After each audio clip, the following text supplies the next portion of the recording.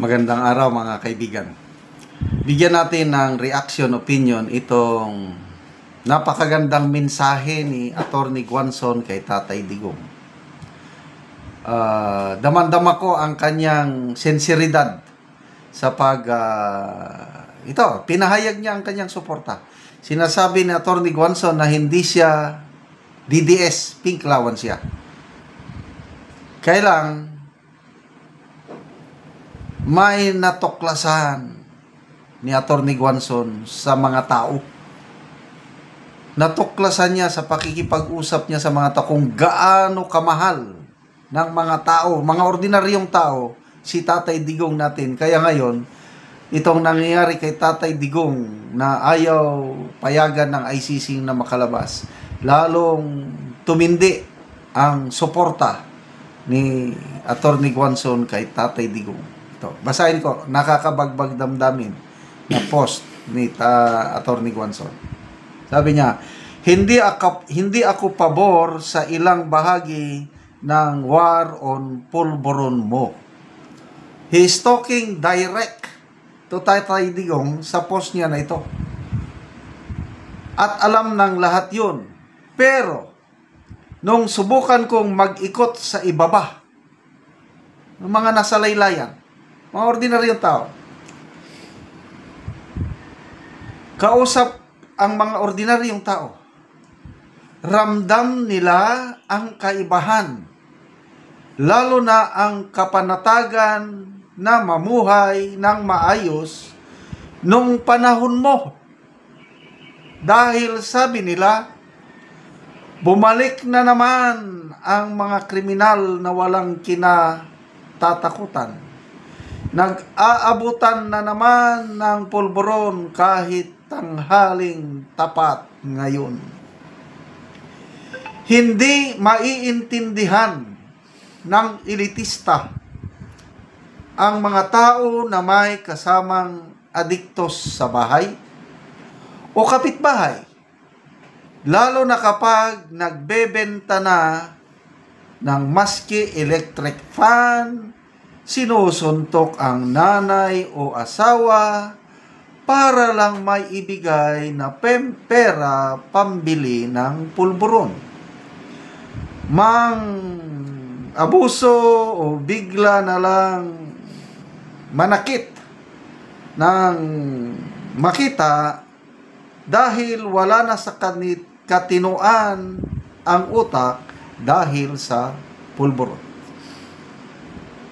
Ang tagal ko tinimbang ito dahil malungkot ako para sa mga inosenteng nadamay na kinamatayan ang mga pangyayari, pero hindi ko pwede ipikit ang mata ko at takpan ang tenga ko sa mga istorya na narinig ko sa palengke, public transport, barbershop, at kung saan-saan pa.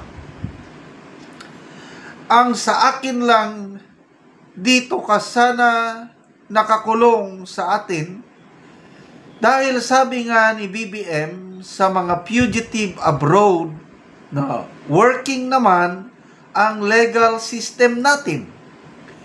Kaya umuwi sila at harapin ang kanilang kaso.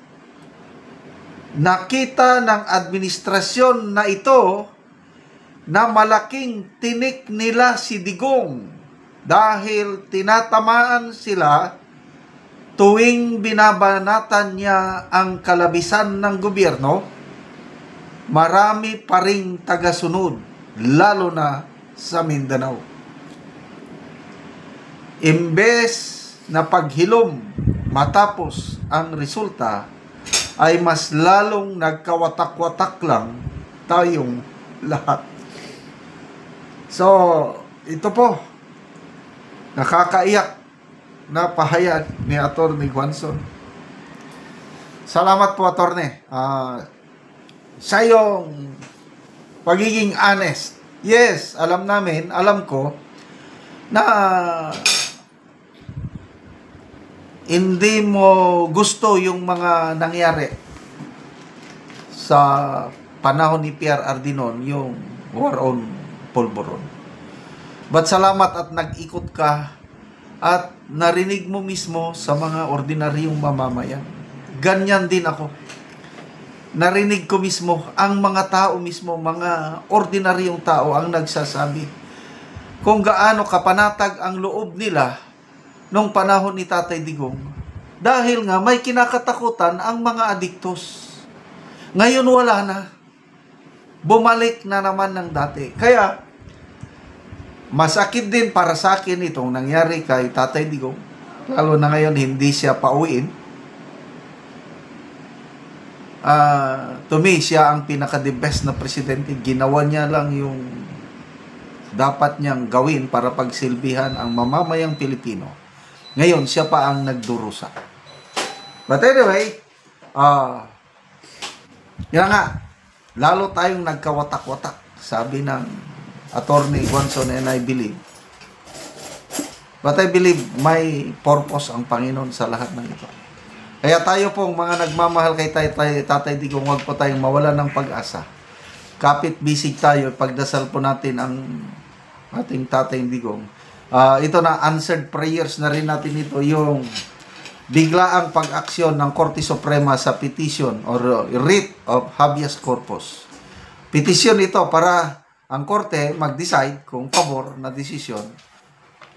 Orderan ng Korte Suprema ang gobyernong ito para i-produce, pauwiin o living body ng ating Tatay Digong sa Pilipinas. To me, that's an answered prayer.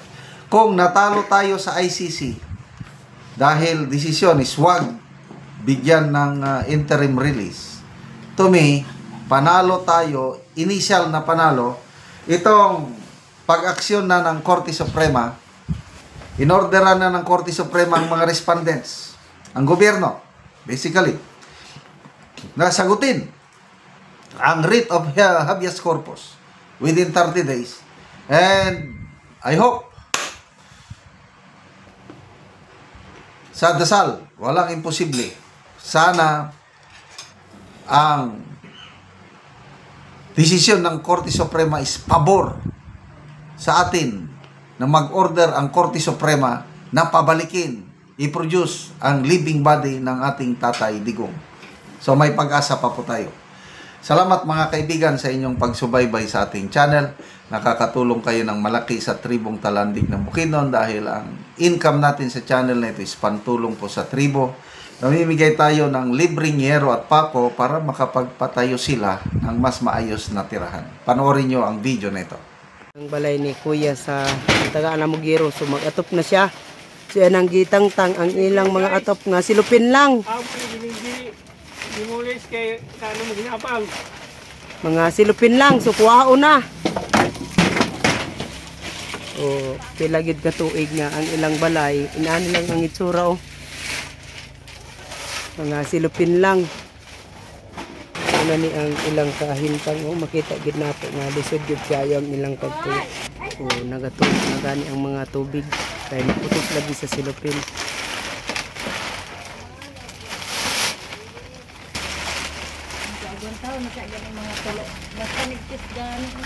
So mga gabok na gid kaayo ang silupin o.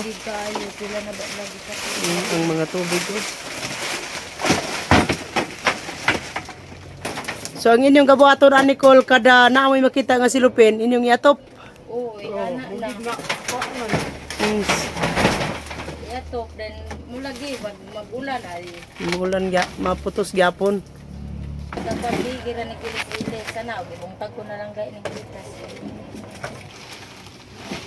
Silupin. Ilang mga kusina. Kadang tangon ang atop pero ang tubig oh. Atop nga silupin lang. Apa?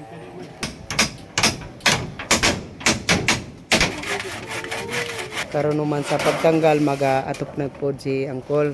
Ay nakuha naman tong iyang atop ng mga silupin lang.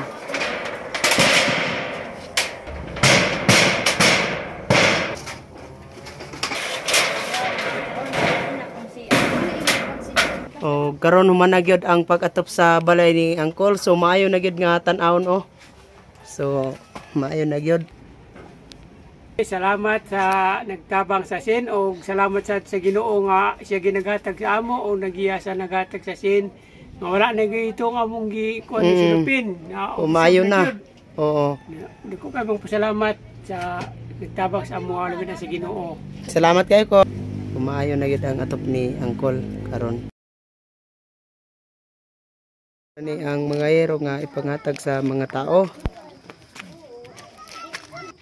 Mga 500 ni ka buok nga yero o naay mga lansang pod. Mga sila ang tagan og yero.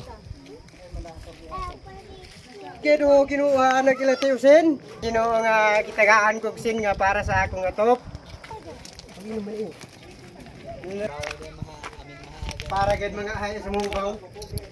So muna ni ang balay sa tagaan na Mugero. So muna ni ang atop sa natagaan na Mugero. Na kuan na gid kayo gisi na ang hero og gipangbutangan ra og silupin.